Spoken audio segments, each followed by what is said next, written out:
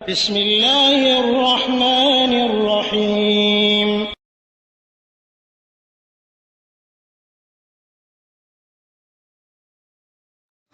ওয়ালাইকুম আসসালাম রহমতুল্লাহ বারাকাতু। সৌদি আরব থেকে আমাদের এক দিনী বোন তাহমিনা জানতে চেয়েছেন যে মৃত্যু মুখে পতিত হলে যে দোয়াটি পড়া হয় এটা কি সহি?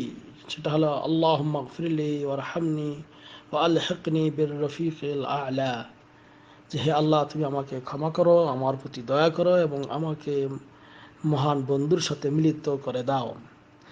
এই হাদিসটি সংক্রান্ত তিনি জানতে চেয়েছেন। আলহামদুলিল্লাহ ওয়াসসালাতু ওয়াসসালামু আলা রাসূলিল্লাহ। জি সম্মানিত বোন, এই হাদিসটি সহিহ। এটা সহিহ বুখারীতে হাদিস বর্ণিত রয়েছে যে সহিহ বুখারীর 5634, সহিহ মুসলিমে 2191 নম্বর হাদিসে বর্ণিত রয়েছে। আয়েশা রাদিয়াল্লাহু তাআলা আনহা তিনি বর্ণনা করেন যে তিনি বলেন যে আমি সামিআতুন নবিয়্য সাল্লাল্লাহু আলাইহি ওয়াসাল্লাম ওয়া হুয়া মুস্তানিদুন ইলাইয়া ইয়াকুল, যে আল্লাহ নবী সাল্লাল্লাহু আলাইহি ওয়াসাল্লাম আমার গায়ে হেলান দিয়ে, আমার কোলে হেলান দিয়ে, আমার গায়ে হেলান দিয়ে তিনি এই কথা বলতেছিলেন, আমি শুনেছি কি যে আল্লাহুম্মা গফিরলি, হে আল্লাহ আমাকে মাফ করো, ওয়ারহামনি আমাকে রহমত করো, ওয়া আলহিকনি বির রফিকিল আ'লা এবং আমাকে রফিকুল আ'লা মানে উত্তম বন্ধুর সঙ্গে সাক্ষাৎ করো, সুউচ্চ বন্ধুর সঙ্গে সাক্ষাৎ করো। তো এই সুউচ্চ বন্ধু বলতে কাদেরকে বোঝানো হয়? আসলে সুউচ্চ বন্ধু বলতে নবী, সিদ্দিকিন, শুহাদা, সালেহিন এদেরকেই বোঝানো হয়ে থাকে। যে কথা যেমন সূরা নিসার 69 নম্বর একটি আয়াতে আল্লাহ রাব্বুল আলামিন বলছেন যে মাআল্লাযীনা আনআমা আল্লাহু আলাইহিম মিনান নাবিয়্যিনা ওয়াস সিদ্দিকিনা ওয়াশ শুহাদা'i ওয়াস সালিহিন ওয়া হাসুনা উলাইকা রফিকা, যে আল্লাহ তাদেরকে রাখো বা আমাদেরকে রাখো মাআল্লাযীনা আনআমা আল্লাহু আলাইহিম, যাদের উপর আল্লাহ যাদের উপর তুমি দয়া করেছো, হে আল্লাহ মাআল্লাযীনা আনআমা আল্লাহু আলাইহিম, আল্লাহ তাদের সঙ্গে আমাদেরকে রাখো যাদের উপর তুমি রহমত করে ইনাম করেছো, দয়া করেছো। তারা কারা? মিনান নাবিয়্যিন, তারা নবীগণ, ওয়াস সিদ্দিকিন সত্যবাদীগণ, ওয়াস শুহাদা শহীদগণ, ও সালেহিন নেককার লোকগণ, ও হাসুনা উলাইকা রফিকা এবং তাদের সংস্পর্শ কতই না অতি উত্তম। হ্যাঁ, তো এই জন্য এই হাদিসে, এই কোরআনের আয়াত থেকেও আমাদের প্রমাণিত যে আমরা আল্লাহর কাছে দোয়া করতে পারি যে আল্লাহ আমাদেরকে সেই নবী, সিদ্দিকিন, শুহাদা, সালেহিন তাদের সঙ্গে আমাদের হাসর নাসর করো, তাদের সঙ্গে আমাদেরকে রাখিও, এটা বলা জায়েজ। আমরা তো প্রত্যেক দিন সূরা ফাতিহায় কথা বলে থাকি যে কি সিরাতাল্লাযীনা আনআমতা আলাইহিম গায়রিল মাগদুবি আলাইহিম ওয়ালাদ-দালিন, আল্লাহ তাদের পথে আমাদেরকে পরিচালিত করো যাদের উপর তুমি অনুগ্রহ করেছো, দয়া করেছো। আর আল্লাহ কাদের উপর দয়া করেছেন?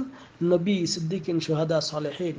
তো এদের সংস্পর্শ হওয়া, এদের সঙ্গে আল্লাহ আমাদেরকে মিলিত করে দাও, এটা এই দোয়া বলা জায়েজ। তবে এই দোয়াটা বেশিরভাগ ক্ষেত্রে পড়া দরকার কখন?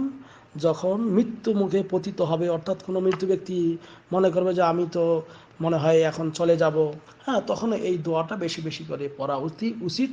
এবং নবী করিম সাল্লাল্লাহু আলাইহি ওয়াসাল্লাম তার মৃত্যুর সময়ে এই দোয়া এই জন্য পড়েছেন, মানে মৃত্যুর আগে। এই জন্য যে তাফসীর ইবনে কাসিরে রয়েছে যে এই দোয়াটা কেউ যদি এমন করে যে আল্লাহুম্মা ফির রফিকিল আ'লা, হ্যাঁ, এরকম করে 3 বার বলে, বা আল্লাহুম্মা গফিরলি ওয়ারহামনি, হ্যাঁ, তারপর ও আলহিকনি বির রফিকিল আ'লা, উত্তম বন্ধুদের সঙ্গে আমার সাক্ষাৎ করে, এটা যদি বলে এটা জায়েজ।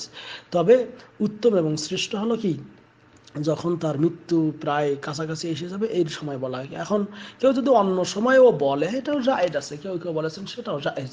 কারণ ইব্রাহিম আলাইহিস, অর্থাৎ তখন তার নিয়ত থাকতে হবে যে আল্লাহ যখন আমি মৃত্যুবরণ করব, হ্যাঁ, সেই সময় যেন সেই সমস্ত নেককার লোকদের সঙ্গে থাকি। যেমন হযরত ইব্রাহিম আলাইহিস সালাম তিনি দোয়া করেছিলেন আল্লাহর কাছে কি যে রব্বি হাবলি হুকমা ওয়া আলহিকনি বিস সালিহিন, হে আল্লাহ তুমি আমাকে প্রজ্ঞা দান করো, হুকুম দান করো এবং ও আলহিকনি বিস সালিহিন, আমাকে তুমি নেককারদের সঙ্গে মিলিত করে দাও, যেটা সূরা শুআরা 83 নম্বর আয়াতে বর্ণিত রয়েছে।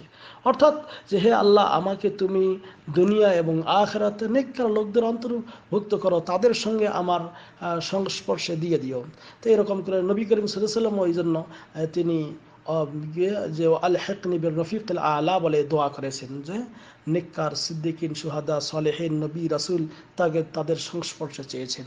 তা কাজে আল্লাহর কাছে এটা তামান্না করা এটা জায়েজ আছে, এবং আল্লাহর কাছে আমরা এমন করে দোয়াও করতে পারি যদি কেউ করতে চান।